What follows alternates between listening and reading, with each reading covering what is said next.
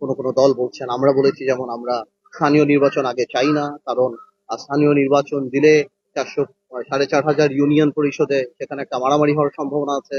একটা জানেন আপনারা, ইউনিয়ন পরিষদের নির্বাচন অনেক বেশি রক্তক্ষয়ী সংঘর্ষ সেসব জায়গাতে হয়। এবং গ্রাউন্ড রিয়ালিটি আলাদা। আওয়ামী লীগকে গ্রাউন্ড রিয়ালিটি অনেকেই মানে না, মেনে নিবে না।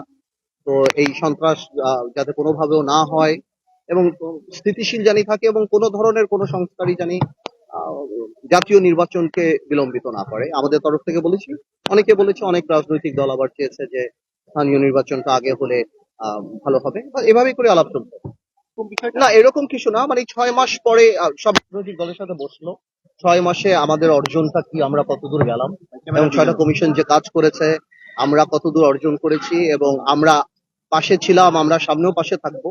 এবং এই যে আবার রিইউনাইট করাটা, এই যে মানে এত বড় একটা আত্মত্যাগ 6 মাস আগে, এতগুলি ছাত্র জনতার যে আত্মত্যাগ, সেটা জানি কোনোভাবেও নষ্ট না হয়। আমাদের এই অর্জনটা কোনো একটা সাধারণ অর্জন না। আমরা যেন নিজেদের স্বার্থে বা নিজেদের কোনো কারণে নিজেদের রাজনৈতিক উদ্দেশ্য হাসিল করতে ওইটাকে জানি আমরা কোনোভাবে আন্ডারমাইন না করি।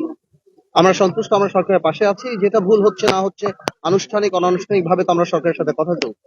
তা আমি মনে করি না বাংলাদেশে কখনো এরকম একটা সরকার আসছে যেখানে সকল রাজনৈতিক দল সবাই মিলে এই সরকারের পাশে দাঁড়িয়েছে, আন্তর্জাতিক মহল দাঁড়িয়েছে, জাতিসংঘ দাঁড়িয়েছে, সবাই।